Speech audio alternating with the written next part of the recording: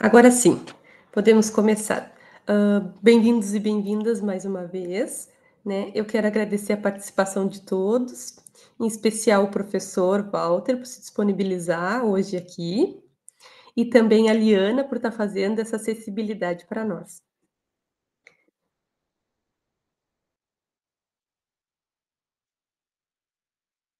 Passar um slide. Então, hoje a gente vai estar conversando um pouquinho, vamos para o terceiro encontro, né? O intitulado Nada de Nós, Sem Nós. Protagonismo e potencialidades das pessoas com deficiência no mundo do trabalho. Eu vou ser a mediadora, sou Francine Guerreiro, sou uma mulher negra, vou fazer minha audiodescrição rapidinho. Sou uma mulher negra, estou com cabelo preso, utilizando olhos medianos, nariz mediano e boca pequena. Estou utilizando uma blusa preta e ao fundo é uma parede verde. A minha orientadora é a Juliana Brandão, né? Hoje ela não conseguiu participar do encontro, mas ela agradece também ao professor Walter por estar aqui presente. E hoje a gente vai conversar um pouquinho sobre o protagonismo das pessoas com deficiência, reflexão sobre os direitos, vozes, experiências no contexto da inclusão social e educacional, né? E aí, hoje eu trouxe aqui o professor Walter Lenine Fernandes, né? Assim. E ele vai falar um pouquinho para nós. Eu vou fazer falar um pouquinho da uma mini biografia do professor, né? Rapidinho antes dele começar. O professor Walter Lenine Fernandes é surdo oralizado, licenciado e bacharel em História, é doutor em História e em Economia pela USP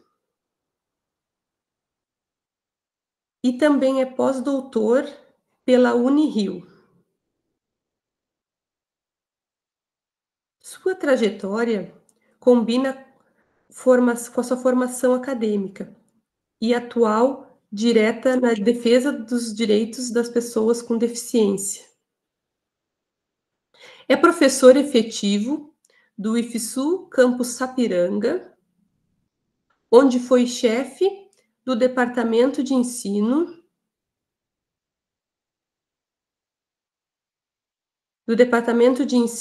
Pesquisa e Extensão, de 2023 a 2025, e atualmente coordena o curso de licenciatura em História.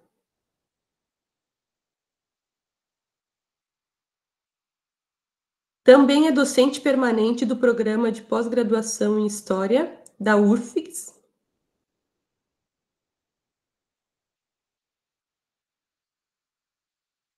com foco nas ações afirmativas e práticas inclusivas.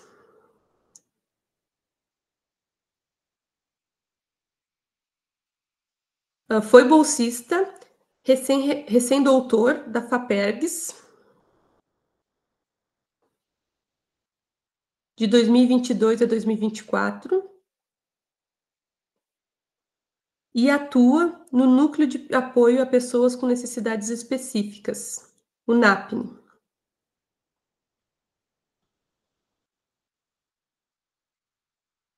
Do IFSU, desenvolvendo pesquisas sobre ensino de história inclusivo, acessibilidade e legislação. Sua trajetória ganhou destaque nacional em 2017, quando foi entrevistado pela Folha de São Paulo, como exemplo de superação e militância. E em 2025, o professor Walter foi eleito diretor-geral do campus Sapiranga IFSU para o mandato de 2025 e 2029, com o apoio de estudantes, servidores, docentes e técnicos administrativos. Sua campanha foi marcada pelo lema Nada sobre nós, sem nós. reafirmando o compromisso com uma gestão participativa e inclusão. Então, não poderia deixar de estar aqui, né, o professor Walter, que é um protagonismo nessa história da luta das pessoas com deficiência. Vou botar o slide aqui do professor. Eu gostaria de agradecer o Francine pelo convite realizado. É com muito prazer que eu estou aqui hoje participando desse evento. Também gostaria de parabenizar a ti, Francine, e através de ti, todas as pessoas envolvidas nesse processo de formação. Eu sempre costumo dizer a importância, né, de se ter pessoas que participem, né, e que acabam, né, também fazendo esse tipo de ação, justamente pela questão da inclusão, porque a inclusão no país ainda ela é muito recente, né, então isso é fundamental para que nós possamos avançar na questão das políticas de inclusão.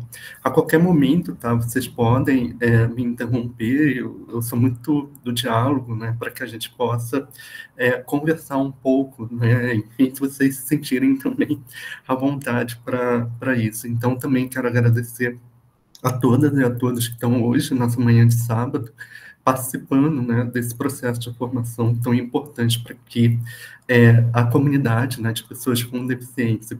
E, novamente, parabenizar a Francine, a Liliane, acho que, enfim, a minha intérprete de Libras é Lilian, né, então acabou ficando um nome bem próximo, né? Então, tem dois intérpretes que trabalham diretamente comigo, Joselda e Lília. Hoje eu não as convidei para estarem aqui, mas elas trabalham me acompanhando ao longo dessa trajetória no IFSU há aproximadamente 7 anos.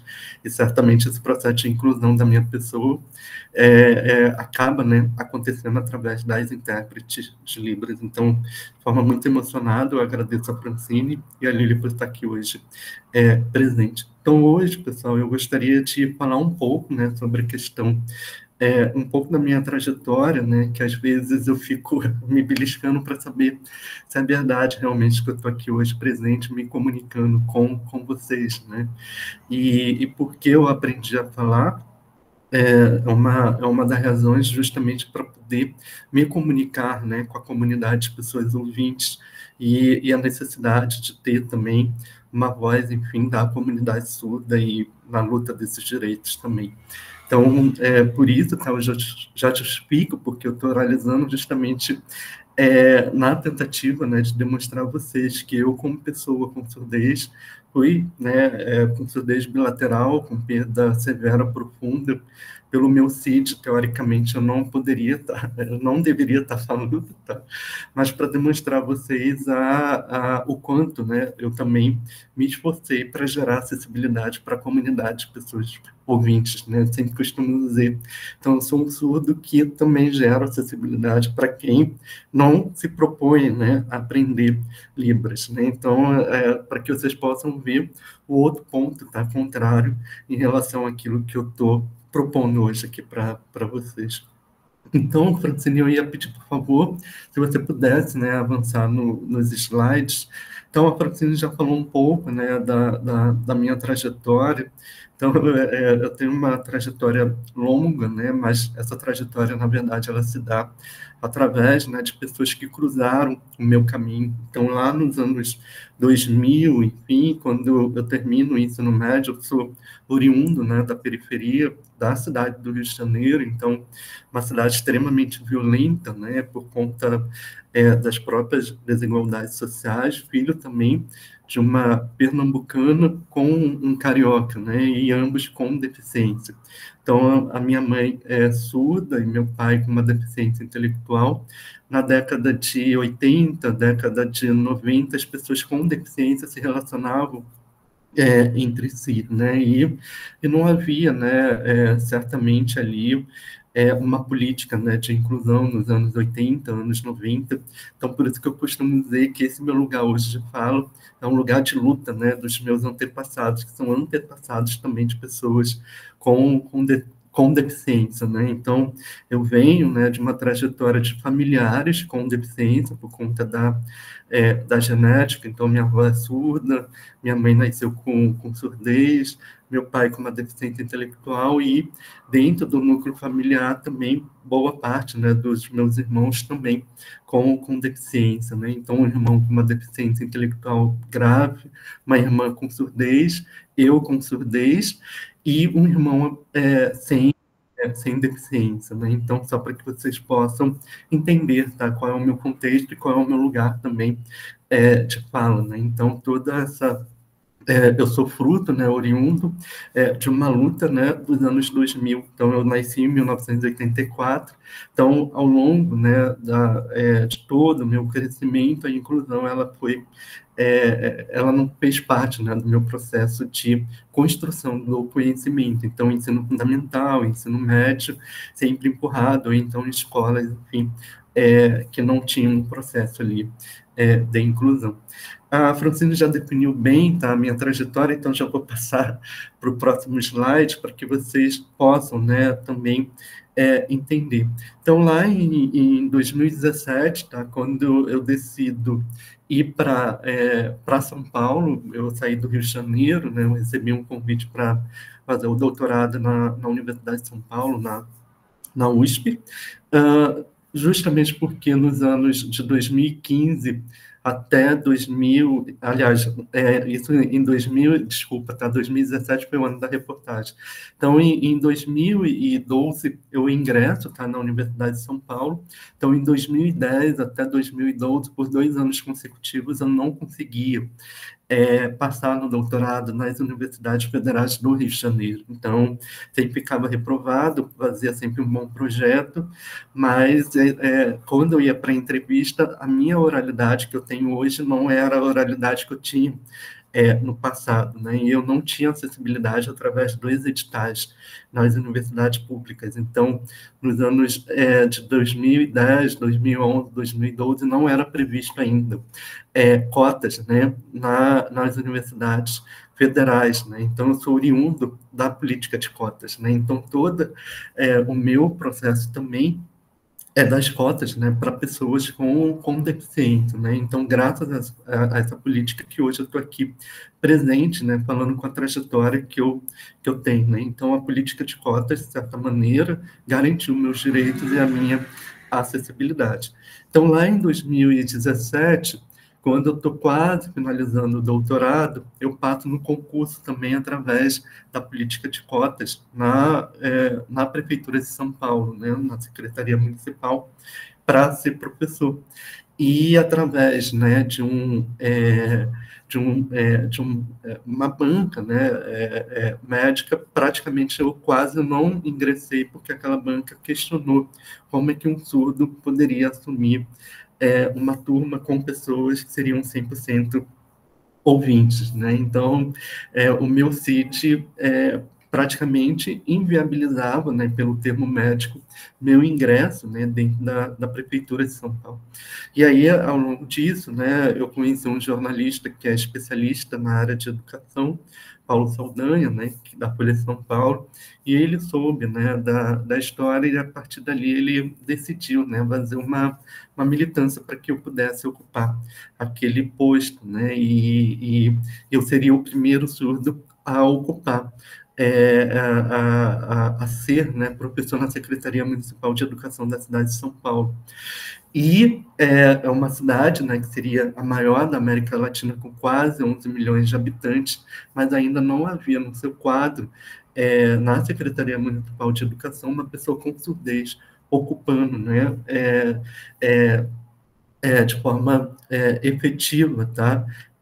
A questão para ser professor, tá? Então, isso foi fundamental, né, para que eu pudesse romper dentro, né, da maior cidade da América Latina a presença, tá, de alguém com surdez ocupando aquele posto através de cotas, né, que foi o meu caso, né? Então, acabei ingressando e aí eu fui trabalhar numa escola municipal bilíngue para surdos, chamada Neuza Baceto, né? Então, essa escola, na verdade, é uma escola, né, bilíngue, né, e como eu dominava, eu dava aula em Libras, né, enfim, e todos os alunos com surdez, sendo o primeiro critério, né, para poder ingressar nessa escola, mas sendo que esse critério, na verdade, só era um dos critérios, porque boa parte desses estudantes tinham deficiências múltiplas. Então, era surdo com autismo, surdo com mobilidade reduzida.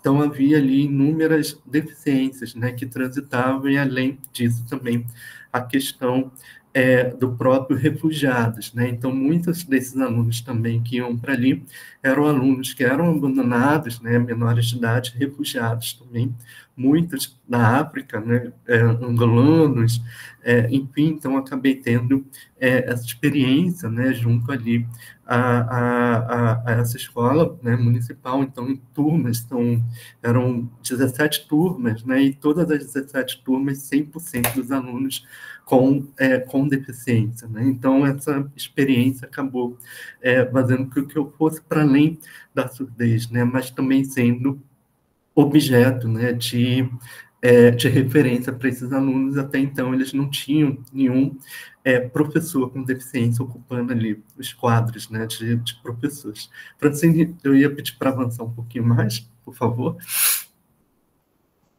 E ali, né, em 2017, eu acabei ganhando essa repercussão através da Folha de São Paulo, e também em 2017, por conta dessa reportagem, houve, né, o Enem, né, a redação do Enem, perguntando o que seria a cultura surda.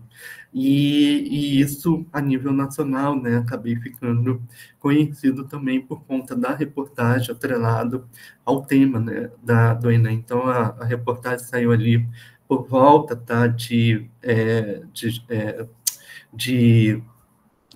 novembro, e logo na sequência foi o tema, né, da redação do Enem. Então, aquilo ali acabou gerando, enfim, uma ligação com esses fatores, tá? Pode avançar, Francisco.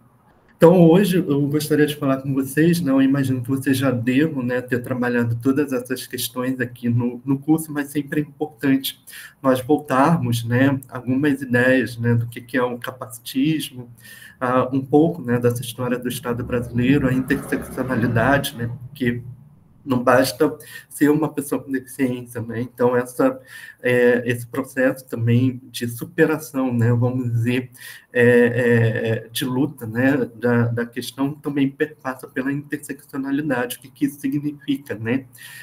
Eu sou um homem branco com surdez, isso significa que dentro desse padrão, né, o meu preconceito provavelmente seja quase que invisível, né? Apesar de eu sofrer o preconceito, né?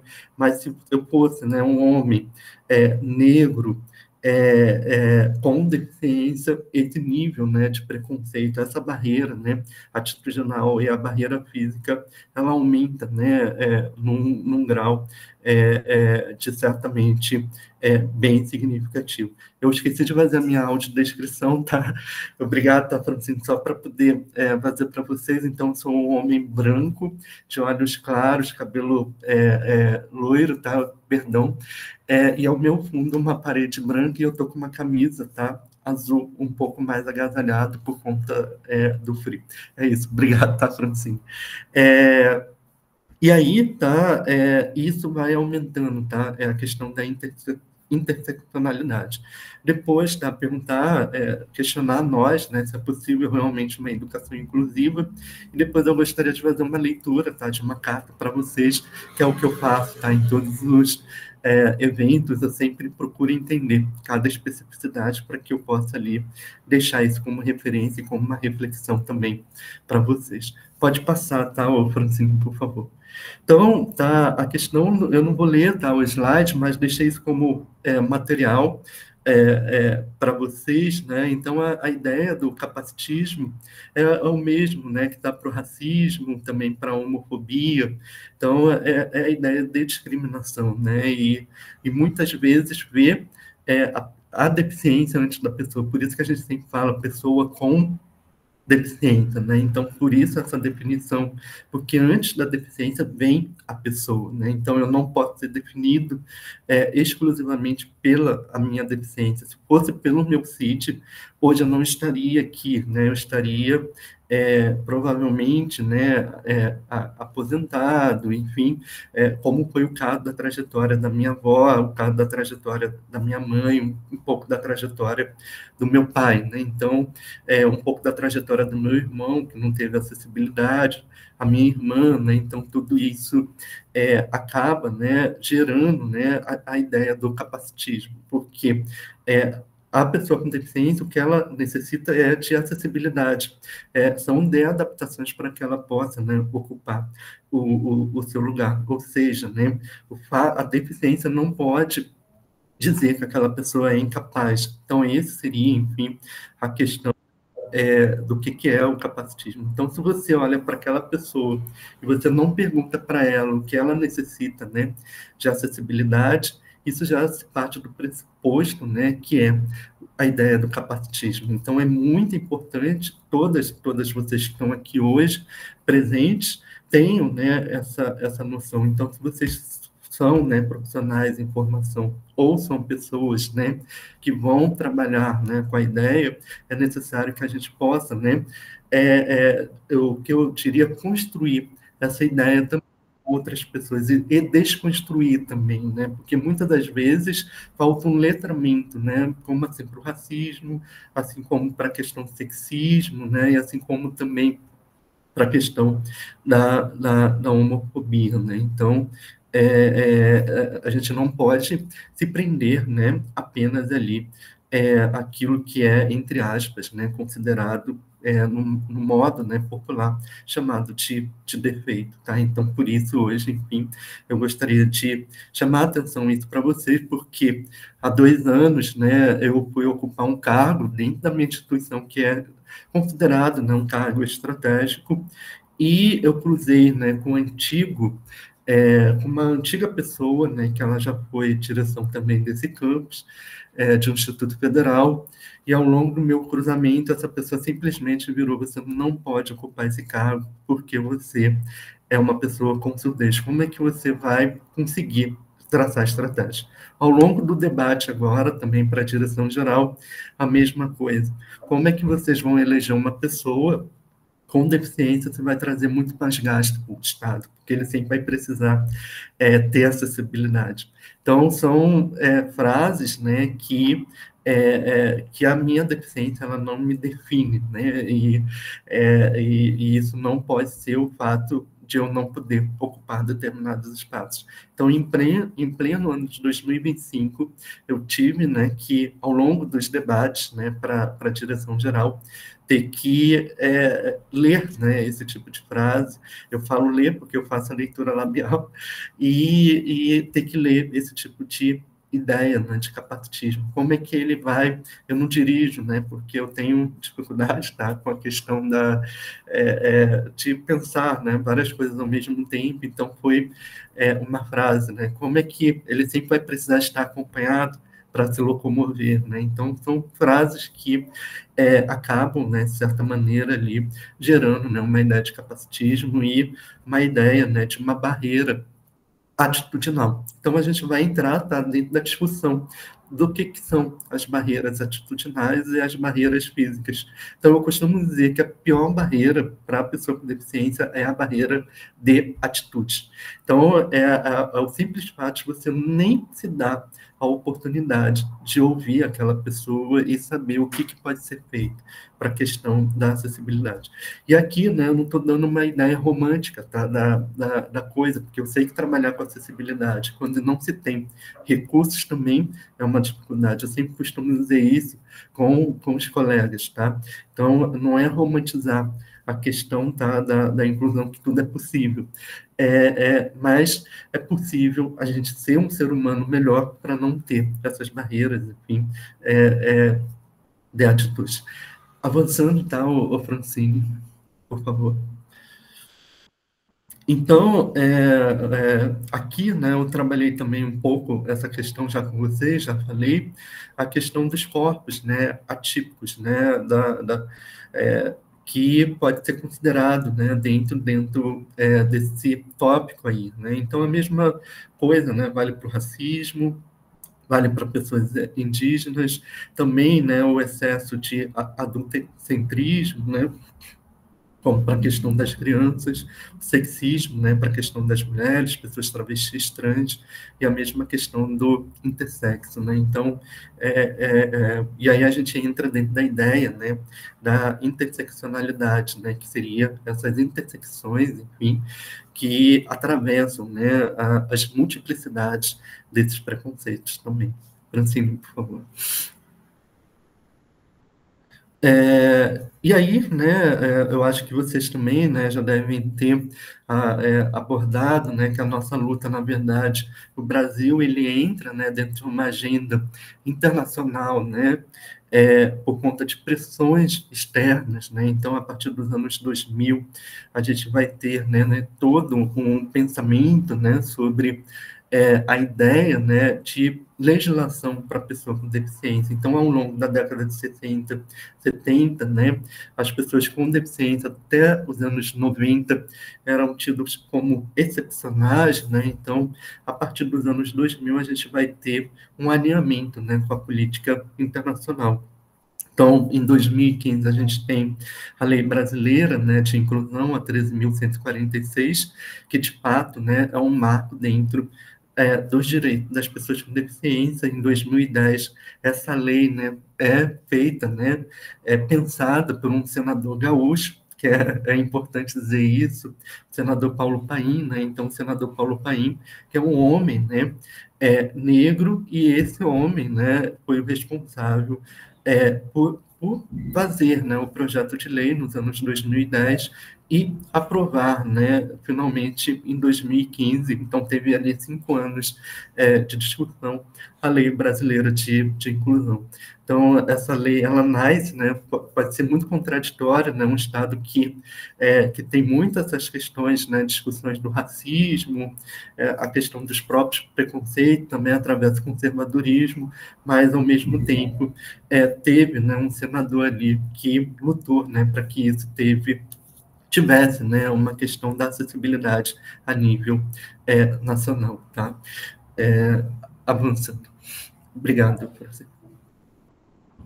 Então, a história, né, do Estado brasileiro é atravessado, né, por um ideal aí de corpo perfeito, né, a questão do próprio branqueamento da população, né, que acabava ingressando. Então, para vocês terem ideia, né, então aí eu vou resgatar o meu lado historiador. Em 1934, a Constituição afirmava, né, lá no artigo 145, que para a realização de casamento era necessário que os noivos apresentassem atestado de sanidade física e mental, tendo em conta as condições regionais do país. Então, para que vocês possam ter ideia, né, minha avó, ela é fruto, né, disso, né, então a própria Constituição, ela legitimava, né, o preconceito contra e a exclusão dessas pessoas com deficiência. Então, por isso que eu falo, né, que o processo de inclusão, ela é muito recente, né, no nosso país, porque toda a nossa legislação até, né, a década de 90, né, até a Constituição hoje, né, atual, nós éramos atravessados, né, pela marginalização e não pela questão da inclusão, né? Então, apenas a partir ali de 1988, com a Constituição brasileira, é que nós vamos ter, né, o nosso lugar garantido. Pode avançar, Francisco. Então, eu sempre falo isso, tá? A questão do crime. Então, há 2 anos atrás, felizmente, né, eu tinha consciência. Então, quando eu sofri esse ato de preconceito na frente de todos, né, então fui exposto, né, de forma pública, eu decidi a delegacia de polícia, tá? Então, foi a minha primeira vez diante de tantos atos, né, de discriminação, mas eu achava que aquele lugar deveria ser sim ocupado por mim, né? Por mais que eu tenha ter presenciado esse ato, né, de preconceito, eu sempre costumo dizer, tá? que a Lei Brasileira de Inclusão, eu troquei o L pelo R, tá, pessoal? Desculpa. Da pessoa com deficiência é crime, né, no artigo 88, praticar, induzir ou incitar a discriminação de pessoa, né, em razão de sua deficiência. Então, há 2 anos, tá, eu decidi realmente, né, me posicionar dessa forma, justamente para que eu e outras pessoas que fossem, né, eu sempre costumo dizer, então, se hoje eu estou aqui e pessoas lutaram por mim para que eu estivesse aqui, então, não seria, né, eu não poderia deixar essa luta morrer. Então, eu fiz, tá, esse ato justamente para que pessoas, gerações futuras também tivessem um lugar, né, garantido na lei de acessibilidade, tivesse acessibilidade nas instituições públicas, né, federais. E aí fica o meu agradecimento, né, porque eu tive professoras, pedagogas, assistentes sociais, intérpretes de Libras, professores que não largaram minha mão, né? Então, devido a eles, né, e a elas, hoje eu estou aqui. Então, foram várias, né? Meus primeiros aparelhos auditivos, né, foram doados por uma professora, né? Então, e foram eles, né, foram elas, né, que certamente me seguraram até hoje, né, para que eu pudesse hoje ter a garantia da acessibilidade. Então, mesmo quando eu ingressei na universidade nos anos 2003, eu conheci um amigo, né, que era colega de turma, não era obrigatório, né, ter intérprete de Libras ainda na universidade, então eu não tive. Então, esse colega me ensinou boa parte do português, porque eu escrevia tudo errado, né, então eu tinha muita insegurança, né, com português. Então, a partir deles, né, e aí eu conheci uma outra professora que me deu os primeiros aparelhos auditivos e pagou todo o meu tratamento, né, de fonoaudiologia e me acompanhou até hoje, né, então hoje ela está com 80 e poucos anos, e hoje, enfim, a gente tem esse diálogo, né? Eu sempre costumo dizer, se não fosse ela, hoje certamente eu não estaria aqui também me comunicando. Então, por isso que eu sempre falo, apesar de todas as dificuldades, são essas atitudes muito simples, né, que pode parecer pouco, mas significa muito, tá, para quem precisa, né, de inclusão. E foram essas pessoas que garantiram a minha acessibilidade quando ainda não existia legislação e quando ainda, né, não existia acessibilidade nesses espaços, tá?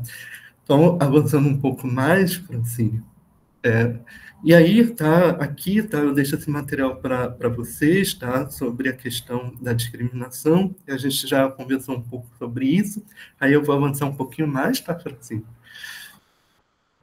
E a ideia, né, também de infantilizar, né, as pessoas com deficiência, né, como se fossem pessoas fracas, vulneráveis, sem inteligência, né? Então, agora, por exemplo, devido à minha representatividade, nós temos 8 estudantes, né, com surdez bilateral com perda profunda lá no campus, né? Então, eles vêm até mim, enfim. Então, e aí, às vezes, se infantiliza, né? Não é isso que nós queremos, né? Nós queremos sermos, né, tratados como pessoas, enfim, singulares, né? Cada um com as suas especificidades. Então, como se fosse, né, necessitando de eterno cuidado. Não, o que a gente precisa é acessibilidade. Eu, por garantia, né, preciso ter uma intérprete, né, nos momentos que eu esteja muito cansado. Então, mas isso não significa que eu não possa estar ocupando aquele espaço, né, e nem eles também, né. Então, são essas questões só para que vocês também tenham, né, um pouco dessa conscientização e que possam, né, também depois divulgar essa conscientização. Avançar um pouquinho mais, Francine. E aí, né, esses estudos, tá, anticapacitistas, necessariamente, né, o que eu já tinha dito com vocês, é necessário dialogar também com outros estudos, com a questão do racismo, com a questão do próprio sexismo, enfim, então tudo isso também é própria questão da assistência social, né, então a vulnerabilidade, então as pessoas, famílias de pessoas com deficiência, isso, né, através dos estudos acadêmicos, já indicam, né, tem uma vulnerabilidade social maior, né? Então, eu nasci numa favela, né, do Rio de Janeiro, então, minha mãe, pernambucana, não sabia ler e escrever, então, a vulnerabilidade atravessa, né, justamente por conta de um passado altamente excludente também, tá? Pode avançar. Então, aqui são minhas experiências, né? Então, hoje, o que eu gostaria de falar com vocês, a gente só está discutindo inclusão porque existe a exclusão, tá? Então, pode parecer um pouco contraditório, né? Mas é isso. Então, nessa manhã de sábado, nós só estamos aqui falando sobre isso porque a nossa sociedade ainda é atravessada, né? Pela exclusão. Então, aqui é a minha experiência como professor, tá? Lá dentro, eu trabalhei desde a educação infantil até o ensino médio nessa escola, então eu era atravessado, né, por todos esses segmentos. Então, aqui foi uma experiência que eu tive com alunos, né, e eu pedi a eles para... E aqui era uma questão de um aluno refugiado, né? Então, surdo, refugiado, com múltipla deficiência, né? Autista e surdo também. E ele pedia a ele para desenhar o que ele gostaria de ser, né? A representatividade dele. Então, tentar, ele tinha aproximadamente uns 8 anos, né, de idade na época, e ele falou: professor, eu quero ser professor em ensinar Libras em África. Então, era algo, né, que era bem bacana, porque ele tinha uma perspectiva, né, de não ser pela lei de cotas, né, no mercado de trabalho, apenas ficar ali no cantinho. Então, ele queria voltar para Angola, né, e poder, enfim, ensinar Libras, porque a língua, né, em Angola, né, a língua de sinais não era uma língua, enfim. E aí a gente tem um outro questionamento: nem todo surdo sabe Libras também de forma formal, né? Então a gente tem ainda esse dilema, né, que tem muitas línguas que são línguas caseiras, né? Então, e era o que acontecia, tá, dentro dessa escola também, bilíngue, né? Então aqui que a gente pode ver que existem sonhos, né, dessas crianças, mas que a gente precisa, né, fomentar para que eles possam ocupar outros espaços também. Pode avançar, Francine, por favor. Aqui era uma turma inteira, não, por conta de serem menores de idade, eu procuro deixar a imagem um pouco... hoje todas são maiores, né, de idade, mas na época eram menores, né, de idade. Então aqui era uma turma inteira de pessoas com deficiência, tá? Estudantes com deficiências. Então era uma escola, tá? Aqui a gente estava comemorando Setembro Azul. Então, a gente tinha desde casos vegetativos, então, de ensinar só o sinal de pinça já é um avanço muito grande, né? Então, de pegar. Então, a gente tem que saber, tá? Porque tem casos e casos, especificidades, até qual é o nível, tá, que nós podemos chegar. Então, o que a gente não pode trabalhar é com a ideia de perfeição, né? A ideia de que do que a gente pode, né, auxiliar no processo de inclusão daquela pessoa, né? Então, cada pessoa é uma pessoa, para que vocês possam, né, também ter essa consciência e não gerar culpa. Eu não consegui fazer com que aquela pessoa aprender 100% das operações matemáticas, né? Não, pessoal, se aprende, né, 1 mais 1 igual a 2, para aquela pessoa parecer muito, né? Então, é isso, que a gente sempre trabalha com a ideia do perfeito, que é aquilo que a gente trabalhou os conceitos anteriores. Não, tá? Então, a gente tem que também, né, desconstruir essa ideia da perfeição e gerar acessibilidade, para que a gente tenha, né, diferentes acessibilidades também. Pode avançar, Francine. E aí, tá, agora recentemente, né, saiu o Censo Demográfico, né, o resultado de 2022, por isso que eu falei da questão do mercado de trabalho. Então, hoje, nós somos 14,4 milhões de pessoas com deficiência, representando 7,3% da população com 2 anos ou mais, né? E pela primeira vez, né, foi identificado também 2,4 milhões de pessoas com autismo, né? Então, isso são dados, né, que a gente vai precisar, né? Esses dados saíram agora recentemente, Então, acho que em junho ou maio, não me recordo, mas a gente vai com vocês, né, como pesquisadoras, enfim, profissionais, para que vocês possam também pensar essas políticas, né, para que nós possamos pensar essa política para o futuro também. Pode avançar. E aí, né, o que eu gostaria de também apontar para vocês é que ainda, né, que esses dados também apresentam que pessoas acima, né, com 25 anos ou mais, 63,1% dessa população não completaram, né, o ensino fundamental. Tá? Então, é quase que o dobro, né, da população sem deficiência. Tá? E apenas 7,4% dessas pessoas concluíram ali o ensino superior em comparação, tá, com 19,5% da população que não tem deficiência. Tá? Então, isso tá, é algo que a gente também vai ter que pensar como política pública, né, para o futuro também, entender, né, o que leva, né, o que hoje vem restringindo a acessibilidade dessas pessoas. A gente já tem, né, várias respostas, né, falta de investimento, enfim, mas também vai ter um trabalho, né? Eu costumo dizer, eu achei que eu ia chegar hoje eu estou com 41 anos, eu achei que ia chegar aos 41 quando eu tinha 18.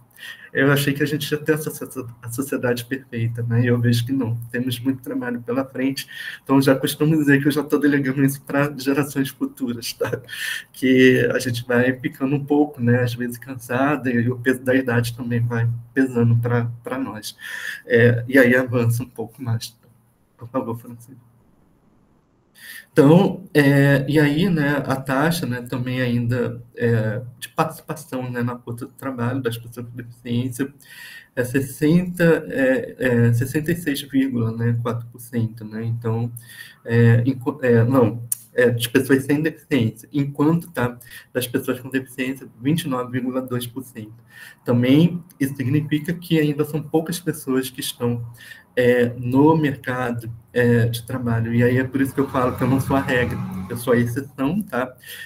Diante dessa comunidade ainda, para a gente pensar, tá? E a nível superior,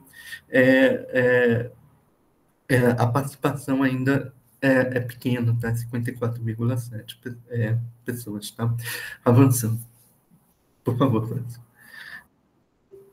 E aí, tá? Cabe também, né, apontar aqui, tá, que ainda 18,9% dessas pessoas elas estão sem nenhum tipo de instrução ou com ensino, né, incompleto, tá? Então, só para que vocês percebam, né, que ainda a participação no mercado de trabalho ainda continua muito desigual, né, em relação à questão das pessoas sem deficiência. Avança, por favor, Francisco. Então, também significa, tá? Porque mesmo com nível superior, e isso eu digo por mim, e por toda a comunidade, né, que eu sempre estou em contato, eu sou ainda uma exceção da exceção e da exceção. Então, quando eu passei nas cotas, né, para o Instituto Federal Sul-Rio Grandense, eu passei assim, no limite, né? Então, eu costumo dizer que eram 10 que iam, né, para a prova didática. Os 10, todos eles tiraram 9,5, perto do 10, tá, pessoal? Eu tirei o que era para ser feito, 50%, 5, e quase eu não passei, porque quando eu voltei para São Paulo, no voo, eu tinha acertado 48% da prova, eu precisava acertar 50%. A minha sorte é que teve 2 questões anuladas, aí eu ingressei, tá? Então, mas por que eu estou reforçando isso para vocês? Porque não adianta, é extremamente desigual uma pessoa, né, que sai lá na frente, é aquela pessoa que não teve, né, acesso a uma educação de qualidade. Por isso, tá, a importância das cotas. Eu não falo isso com vergonha, eu falo isso com orgulho, tá? Então, foi as cotas que garantiu a minha presença, e aí eu entendo, talvez, a raiva, né, dos primeiros colocados, mas existe uma política, né, que realmente é uma política de acessibilidade, e repara toda essa história conforme nós observamos, né? Então, a gente só teve direito a partir de 1988, com a Constituição Brasileira, e isso, de fato, garante, né, um sujeito de direito. Então, esse direito ele tem que estar garantido, e por isso a importância, né, de reforçar sempre as cotas, sejam elas étnico-raciais, sejam elas para pessoas com deficiências, ou para outros grupos que estão em vulnerabilidade social de maneira histórica também para o nosso país. Avançando, Francine. Então, agora eu falei demais, tá? Para vocês não enjoarem da minha voz. Eu cito aqui, tá, o Ivan Barão, né, que é a principal liderança, né, dessa comunidade nas redes sociais. Então, é sempre muito importante também dialogar, né, com o Instagram, com o TikTok, né, que é o que a gente está vendo hoje, né? Então, o Ivan Barão, né, aí nas redes sociais, ele ocupou esse espaço, assumindo, né, junto ali com Lula, né? Então, ele ocupando esse espaço e lutando, né, pela ideia de inclusão, de anticapacitismo. Então, agora eu vou passar 2 vídeos para que a gente possa observar se é possível ou não uma educação inclusiva. E aí eu peço a ajuda da Francine, tá? Para que ela possa colocar aqui para vocês, pessoal.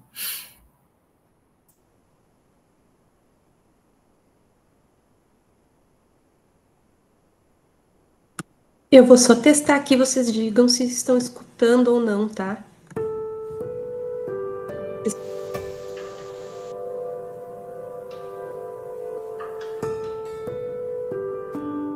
We decided to conduct an experiment and created 2 absolutely identical playrooms.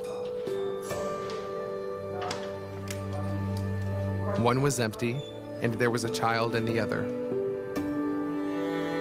We invited children and gave them the opportunity to choose which room to play in. Ну что, ты готова?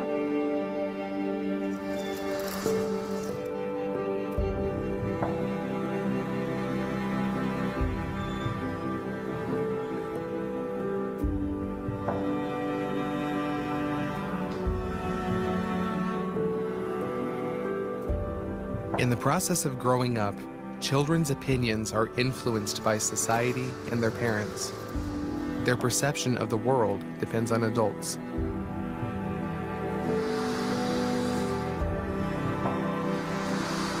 As children get older, it becomes more difficult for them not to notice that all people are different.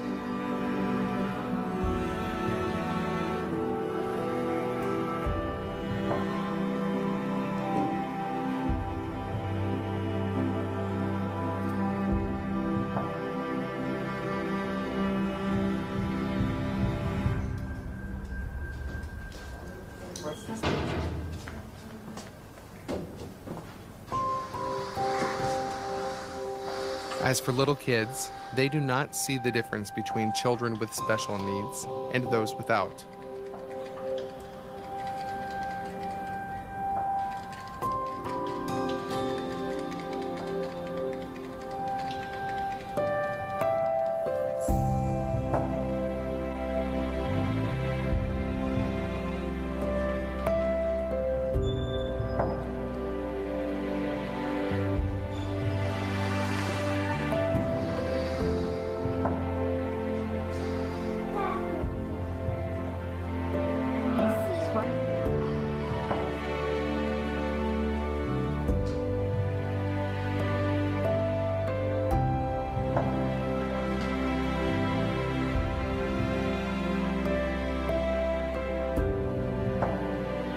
This child made the decision to be part of an inclusive community.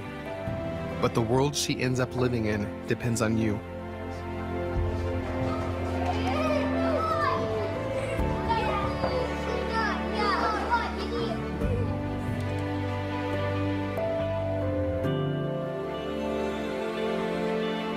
Teach your children what they've taught you.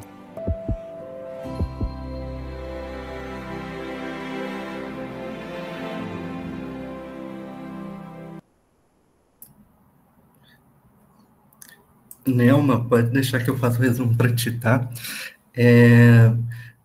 Agora que eu olhei o bate-papo ali, obrigado, tá, Odete? Agora que eu estou reencontrando ali, e aos elogios ali da Cláudia. Nelma, então vamos lá, tá? Esse vídeo, na verdade, ele vai tratar de um processo, tá, de construção cultural da discriminação contra a pessoa com deficiência. Então, se coloca, tá, um aluno autista não, com síndrome de Down, aproximadamente com 5 anos de idade, branco, tá, com cabelo um pouco curto, e esse cabelo, enfim, curto, um minuto só. Minuto, tá tocando. Deixa eu virar ele. E aí, o experimento, né, são 2 casas, né, como se fossem casas de brinquedos, e ele está sentado numa casa e a outra casa ela está vazia.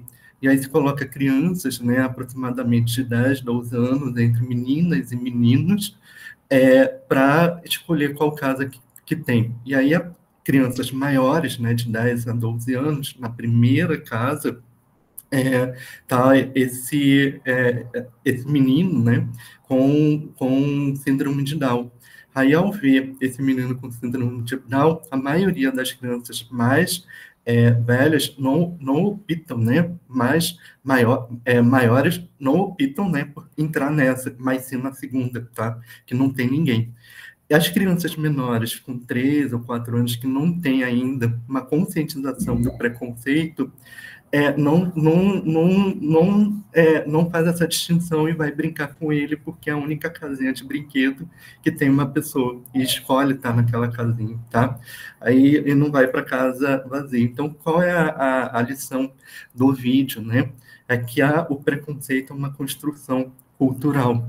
Então, a gente já tem que educar, né, as gerações futuras para que não haja essa ideia, né, de preconceito diante das experiências, tá? Né?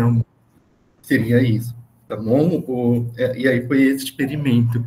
E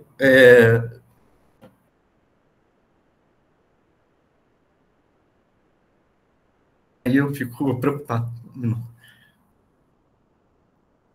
Desculpa, professora, que travou a tela para mim. Pode repetir? Voltou. É que o telefone estava tocando, aí era o reitor, tá? Alguma coisa aconteceu, mas daqui a pouco eu atendo a ele e falo com ele. Aí seria isso, tá, Nelma? E eu concordo contigo, tá, Nelma? Certamente é um número maior, tanto que diminuiu, né, o quantitativo de pessoas com deficiência do último censo para isso, tá? E é isso. Pode passar o segundo vídeo, tá, Francine, por favor.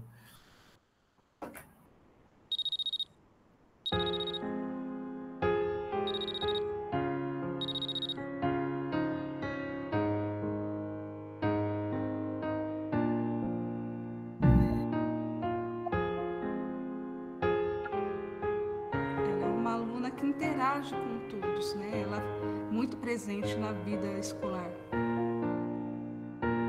Ela é a amiga de todos. Não tem quem a Isabela não abrace e quem não abraça a Isabela. A Isabela é mais uma das alunas felizes da escola.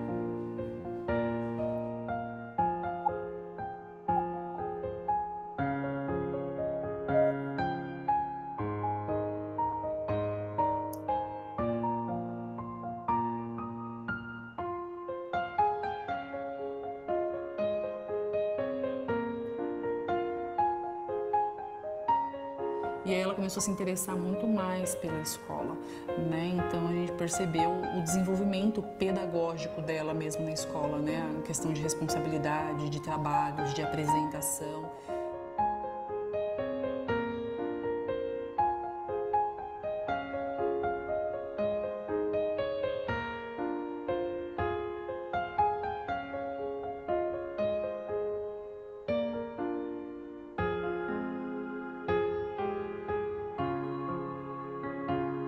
Meu nome é Isabela e eu tenho uma paralisia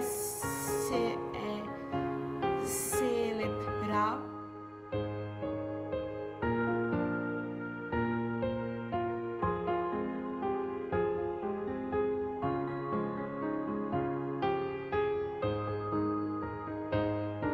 E estudei em uma escola pública e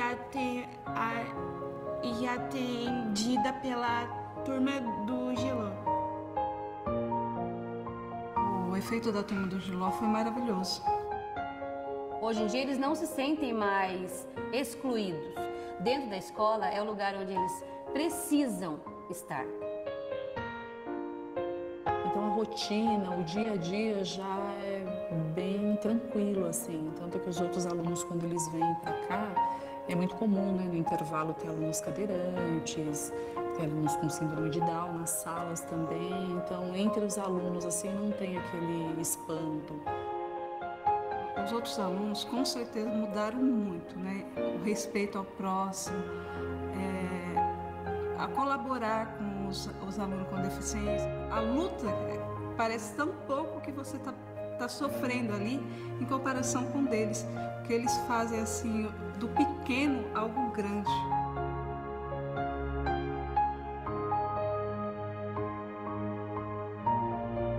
Nós precisamos da sua ajuda. Faça Parte desta turma.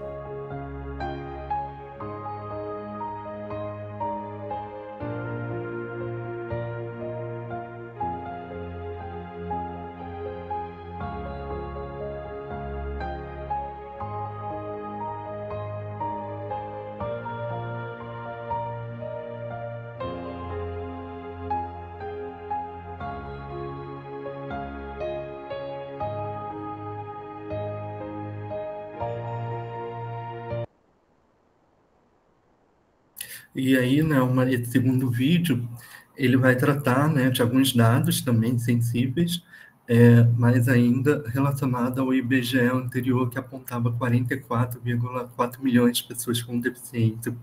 E aponta, né, 6,7%, né, da população com deficiência, apenas 6,7% economicamente ativa, tá? Então, isso ainda é um dado, né, bem preocupante para nós. E aí eu concordo contigo, né, que provavelmente devo ter muitos dados ainda que não foram trabalhados, né? A gente precisa avançar nessas políticas, né, em relação à própria inclusão. E aí é isso, né, fica a pergunta, né, para vocês se é possível uma educação inclusiva. Sim, tá? Mas é necessário, né, a gente trabalhar com esses dados, com a realidade, e a nossa realidade ainda está muito distante, né, de ser realmente uma sociedade ali, inclusive. E aí, pessoal, para avançar um pouco mais, tá, para dar também um tempo para vocês, eu sempre busco, tá, ler uma carta para que eu possa, de certa maneira, né, deixar essa reflexão e, ao mesmo tempo, um agradecimento, né? Então, apesar de a Francine ali me apresentar, né, como professor, diretor, eu sempre considero todas vocês colegas, né, colegas de profissão, né, e colegas de luta, colegas também de vida.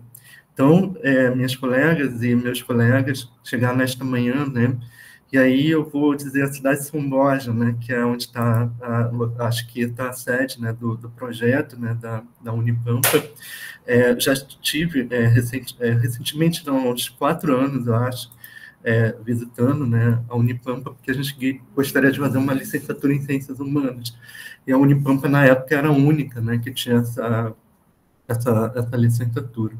E aí eu gostaria, né, de dizer que para mim é uma imensa honra e, ao mesmo tempo, né, uma emoção difícil de definir em palavras, e ainda mais no Dia, né, Nacional aí das Intérpretes de Libras, junto aí com a Francine. E como vocês observaram, né, hoje eu me considero um surdo oralizado, também sinalizado, e apesar de todos os obstáculos, né, enfrentados como uma pessoa, né, com deficiência, conforme eu apontei com vocês, acabei dizendo, né, que ao longo dessa encontro, né, com essas diversas pessoas que eu mencionei aqui, acabei me tornando, né, doutor em História Econômica pela Universidade de São Paulo, né, a USP, hoje professor do IFSU e da URGS, e graças à questão das cotas, né, e de toda essa luta, né, da questão da acessibilidade. Então, hoje, né, eu sempre que costumo dizer que eu gostaria de dedicar a atividade de hoje a toda a comunidade, né, de pessoas com deficiência e para vocês que estão aqui, porque vocês acabam também se tornando também pessoas com deficiência, porque vocês vão entender da cultura, vocês vão entender do que são, né, barreiras atitudinais, o que é capacitismo, e o que pode, né, ser avançado, né, em relação com isso. E a única frase, talvez, que eu diria para vocês: nunca desistam, né? Então, recentemente, né, eu fui destaque também na mídia gaúcha por ser um dos primeiros surdos a ocupar a liderança máxima, né, de um campus de um Instituto Federal. Também tem uma colega, né, também que ocupou hoje, recentemente, ali, o Instituto Federal de Santa Catarina, né, que é um instituto bilíngue também para surdos. Então, aí somos poucos ainda, né, somos 4, pelo que eu observei ali na conta, né, mas temos outros também. Mas no estado do Rio Grande do Sul, né, acabei assumindo, né, essa liderança.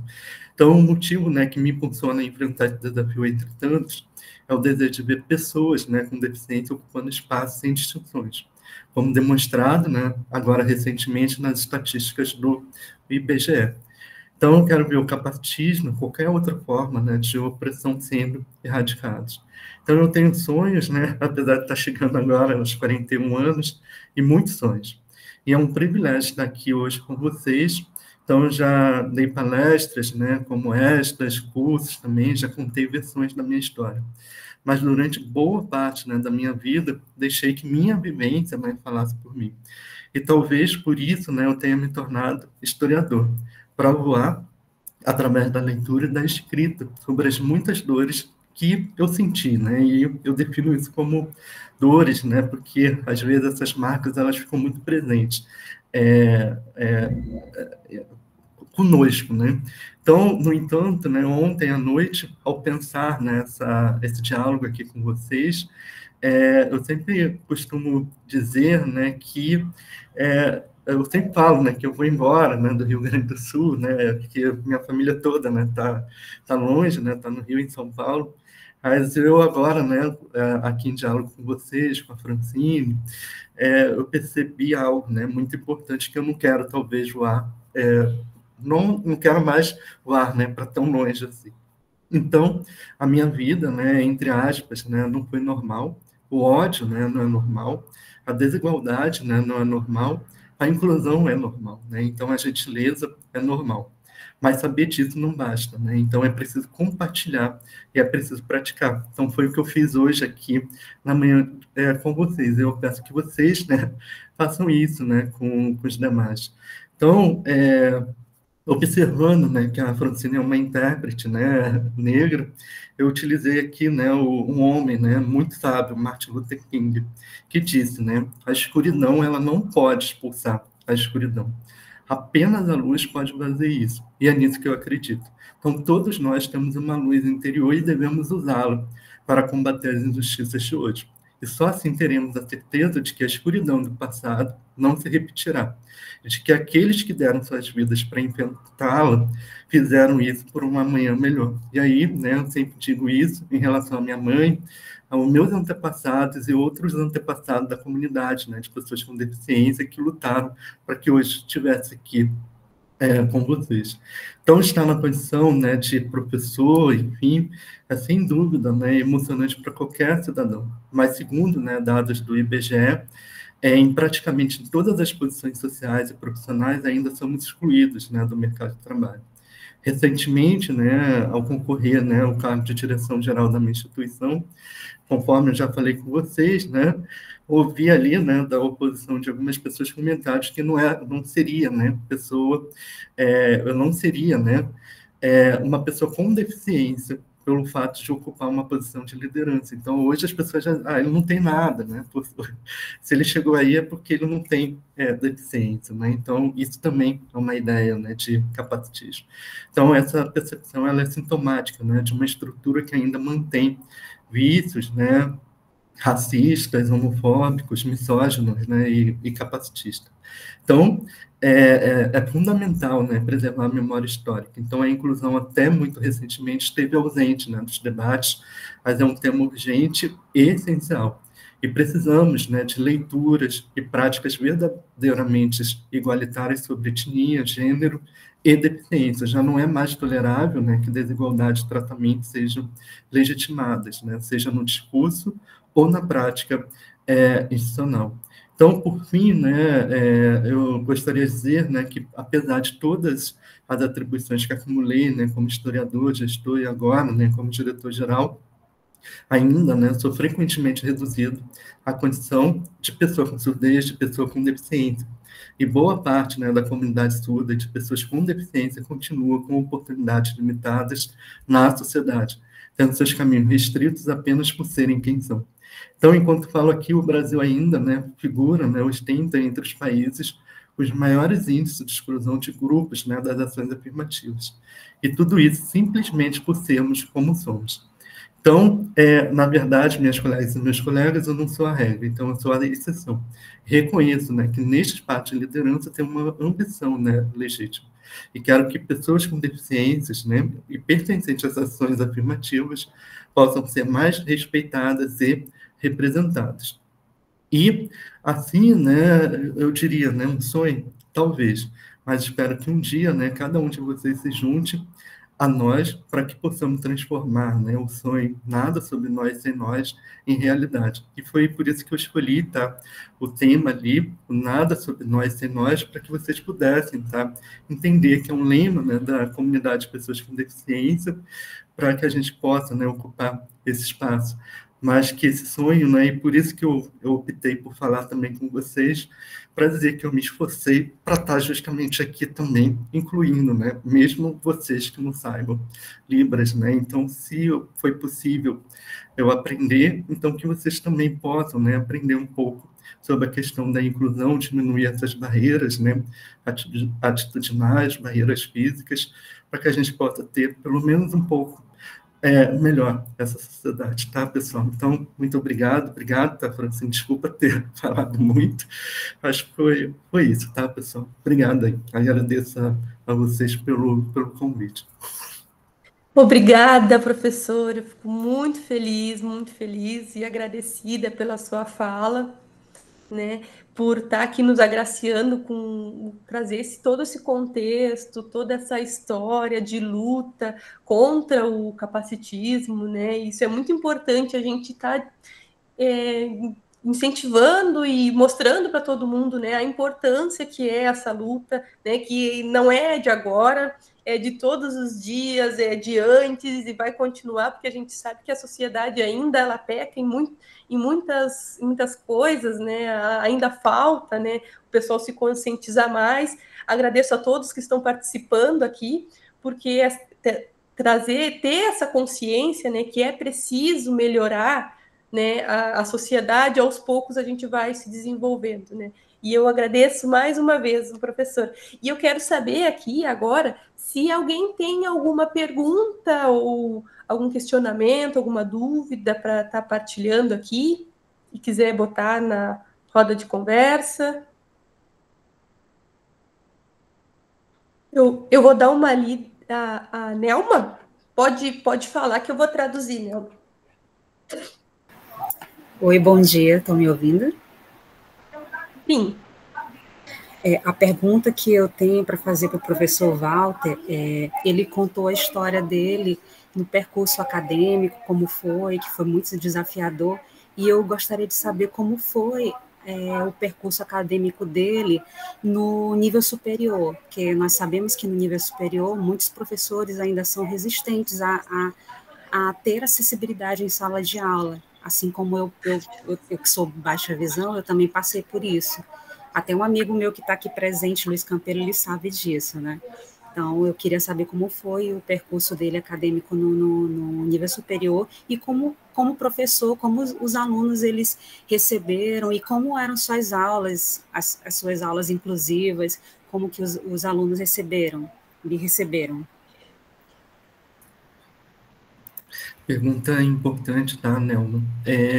Hoje eu sou coordenador de uma licenciatura, tá, em História, no IPSUI, 100% do curso ele é inclusivo, tá?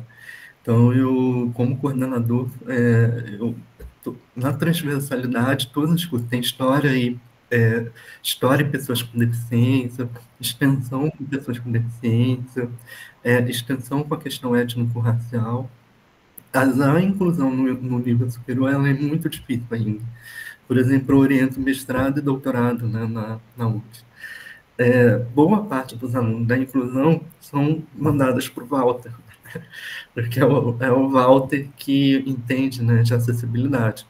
E aí a gente precisa desconstruir essa ideia também, né, dentro do ensino superior, porque também é uma forma ainda, eu digo, né, que o ensino fundamental, a educação básica, ela está muito mais avançada, tem muitos problemas, né, mas o ensino superior tem ainda a ideia da barreira atitudinal, né, que a gente ainda não conseguiu superar, ainda tem aquele elitismo, né, do academicismo, né, e que não quer dialogar com esses problemas, né? Que eles acham isso um problema, né? E, na verdade, o problema está neles, né? E é uma luta. Então, eu venho, né, lutando hoje para formar mestres e doutores também com deficiência. Eu tenho orientado no sentido de a gente também ocupar esses espaços, né? Então, alunos com autismo. Então, agora eu estou orientando uma aluna com autismo, outro aluno com surdez, para que esses alunos também, né, esses estudantes possam, né, no futuro ter esse lugar, mas é uma desconstrução ainda muito distante ainda de termos acessibilidade no ensino superior. E é um problema, tá? Não, que a gente precisa falar e constranger, tá? É o que eu falo, eu gero constrangimento. Agora mesmo, né, eu estava discutindo com o reitor do IFSU. Falei, olha, não tem acessibilidade para isso, né? Um pró-reitor, eu estou precisando de alguém para me auxiliar. Aí eu desabei e fui para cima, né? Então, é importante que em alguns momentos a gente seja um pouquinho mais firme. Eles atenderam, tá? Acessibilidade, tudo, tá? Mas é preciso, às vezes, né, ter constranger. É o famoso constrangimento. Olha, eu estou aqui, está previsto na lei a acessibilidade, e vocês precisam construir essa ideia. Nós precisamos ter muito mais esse tipo de evento, né, que a Francine organizou, e colegas, né, que realmente possam participar e entender a importância dessa acessibilidade.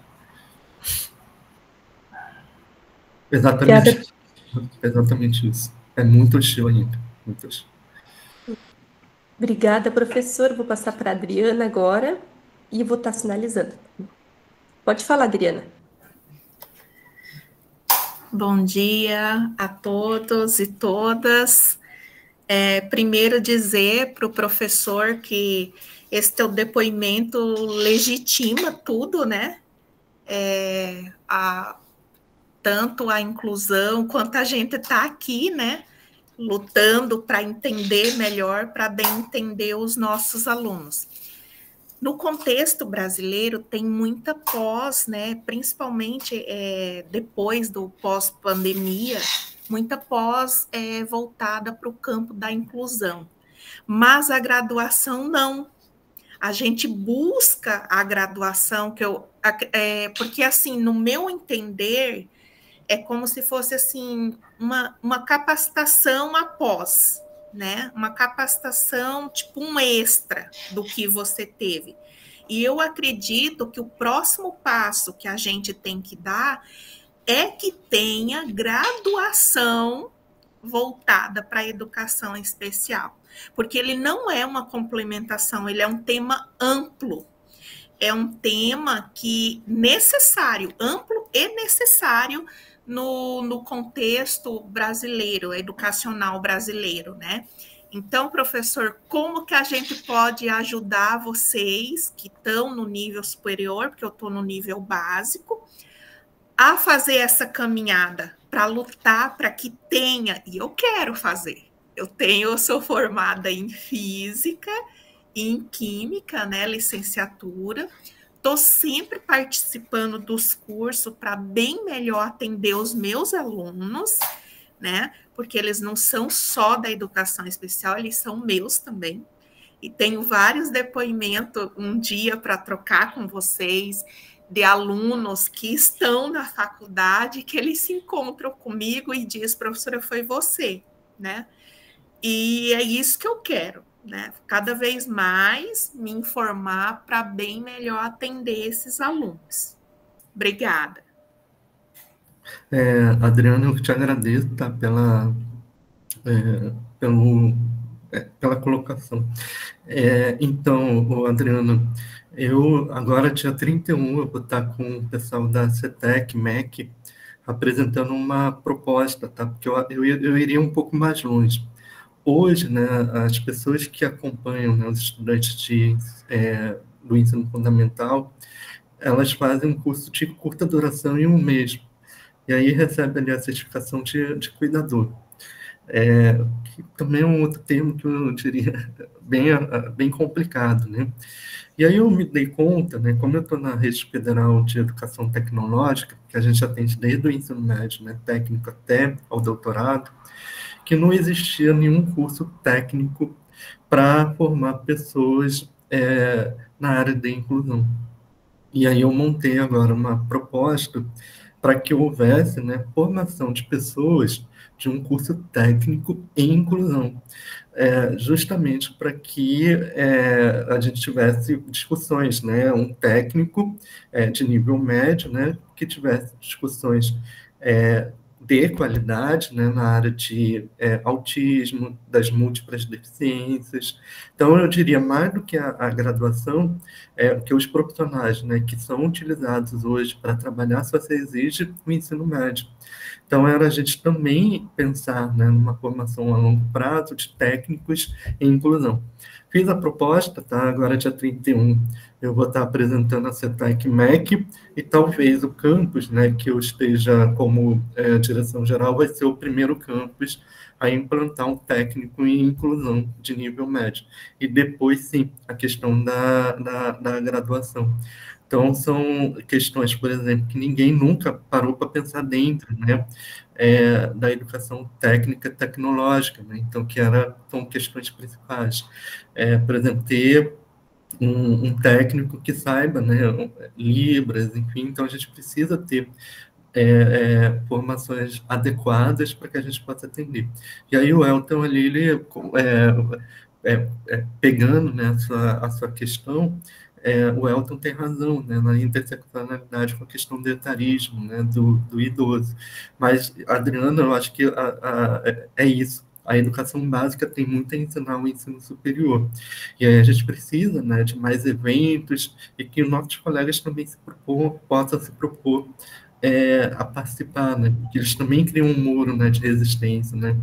A ausência deles também nesses debates significa também uma resposta, né, para nós. Então, a gente precisa ir quebrando, conscientizando aos poucos e ocupando também esses espaços. Aí a gente tem esses fatores, né. Mas obrigado, tá, Adriana, pelo questionamento. Professor, estamos junto. Eu também tenho 43 anos, o ano que vem, 44, se Deus quiser, lutando pela inclusão. E o que precisar de mim, eu estou à sua disposição, tá, Adriana? Eu tenho ali o Instagram, tem meu telefone, a Francine tem, enfim, o que vocês precisarem podem mencionar também. Obrigada, Adriana, pela participação. Agora eu vou passar para a Liana, ela fazer questionamento, contribuição dela. Pode estar falando, Liana, que eu vou estar fazendo a tradução. Tá bem, estava ligando minha câmera já. Tudo bem, é um prazer. Eu já conheci o professor de algumas interpretações que eu fiz no IFSU. Eu fui intérprete de Libras 4 anos e meio no IFSU de Jaguarão. E fui emprestada para a reitoria, às vezes em algumas reuniões online. Então, além da minha formação em intérprete de Libras, a minha primeira graduação é História, né? E agora estou fazendo mestrado na área da educação. E o tema é formação inicial de professores na área da educação inclusiva. E aí, a pesquisa, né, ainda está em inicial, né, de diagnóstico, e aí eu tenho pesquisado dos cursos, né, que não tem a disciplina de educação inclusiva. Então, eu queria perguntar para ti, assim, na tua formação inicial, se tu foi preparado para a área da educação inclusiva, né? O que tu acha, né, da formação inicial de professores, se está preparando os professores, né, para a área da educação inclusiva, e o que falta, o que a gente pode fazer, né, para que isso mude. Liana, obrigado, tá bom te reencontrar por aqui novamente, e feliz de saber que você continua ainda em Jaguarão, não, né? Sim, eu estou na Unipampa agora, em Jaguarão. Tá. Mas obrigado, tá, por todas as interpretações, enfim, sempre é bom ter esse reencontro. Então, olhando, quando eu fiz o PPC da licenciatura em História, eu observei que boa parte, né, das graduações, pelo menos na licenciatura em História, não havia disciplinas de inclusão, tá? Ou eram disciplinas ligadas à faculdade de educação. E aí, o que eu fiz na História? Desde o primeiro período até o último, eu coloquei disciplinas que pudessem preparar os nossos estudantes para a questão da inclusão. Então, aparentemente, tá, a licenciatura em História, tá, do IFSU, que agora estou coordenando, é um dos poucos PPCs que tem como grade, né, obrigatória do Departamento de História, disciplinas que têm História e Inclusão de Pessoas com Deficiência. Na minha época, eu não tive nenhuma disciplina. Nem, por exemplo, didática, nenhuma atravessava a questão da inclusão. Isso lá nos anos 2000, tá? E isso vai piorar ainda quando vai para o nível do academicismo, né? Então, mestrado e doutorado, a gente não vê realmente a discussão perpassar. E a gente precisa também pensar a inclusão no mestrado e no doutorado, e não existe nada que possa, enfim, pensar, enfim, essa acessibilidade. Mas, ao longo ali das licenciaturas, eu observo que o próprio departamento, né, resiste a fazer esse diálogo. E parabéns pelo tema, tá? É um tema bem interessante, tá, de se analisar. Eu esqueci o nome, tá? Eu tive uma outra intérprete de Libra, que é da FURG, ela ia ser me orientando, mas deu um erro, né, no percurso ali do processo seletivo, e ela ia trabalhar essa realidade só na licenciatura de História, né, que não tem esse diálogo, né. Mas parabéns. O meu trabalho também era... A ideia inicial era sobre o curso de História, né? Até porque é a minha primeira graduação. Mas aí a professora falou, não, é uma ideia legal, tu vai ter que abranger para todas as licenciaturas, porque isso é um problema geral, não é só na licenciatura de História que tem esse problema. Aí eu tive que aumentar a pesquisa um pouco mais, aí estou fazendo em todas as licenciaturas da Unipampa. Sim, é um trabalho imenso, né? Que é muita coisa, né? Mas, enfim, parabéns pelo trabalho. Talvez o que você possa confrontar com um curso que tem essas disciplinas de inclusão, também que seja de outra instituição, que é o caso lá do IFSU, a licenciatura em História, e ver como isso está preparando os alunos, está fazendo a extensão também já com alunos com deficiência, porque isso impacta, né, na extensão e na pesquisa também, né? Então, são questões ali para se pensar também, né? A sua sugestão, tá? Para você. Obrigada pela resposta, foi ótimo saber, até para colocar no trabalho como exemplo, né? Porque assim como a Libras hoje é obrigatória nas licenciaturas, é uma luta para que a gente possa também, no futuro, ter as disciplinas de inclusão como obrigatória nas licenciaturas também. Parabéns novamente, Juliana. Obrigado, tá? E bom te reencontrar. Obrigada, professor. Acho que a gente vai finalizando com a última pergunta da Nila, para a gente finalizar esse encontro, para não se estender. Pode fazer a sua pergunta, Nila. Bom dia, bom dia. Na realidade, não é uma pergunta, é que eu vi agora, né, a conversa, né, da Nilce, acho que é Nilce. E aí ela está pesquisando sobre formação, e eu gostaria de depois, lá no nosso grupo, do WhatsApp, fazer um intercâmbio de informações, porque o tema do meu doutorado também é formação inicial de professores, mas um contexto amazônico, porque eu moro aqui no Pará, no estado do Pará, mais precisamente na capital, em Belém. E também eu tenho essa inquietação, porque eu sou professora do IFPA, leciono em um município aqui próximo, a 1 hora aproximadamente da capital. E aí, ao longo desses 7 anos do IFPA, trabalhando no curso de formação de professores, eu percebi também uma certa preocupação muito mais com aspectos como prática pedagógica, a formação continuada, e aí nós estamos deixando de pensar a formação inicial, sobretudo para todas as licenciaturas. Mas especificamente eu vou trabalhar com uma licenciatura por orientação da minha orientadora, que será o curso de pedagogia em 2 universidades, uma estadual e uma federal, aqui no estado do Pará. E aí eu gostaria depois de fazer um intercâmbio de informações com a colega, embora seja em outra região, né, na região do Sul. É importante, porque as leituras, às vezes, elas se coincidem, né, ou não. E aí eu também gostaria de dar os parabéns ao Walter. Foi muito importante, realmente.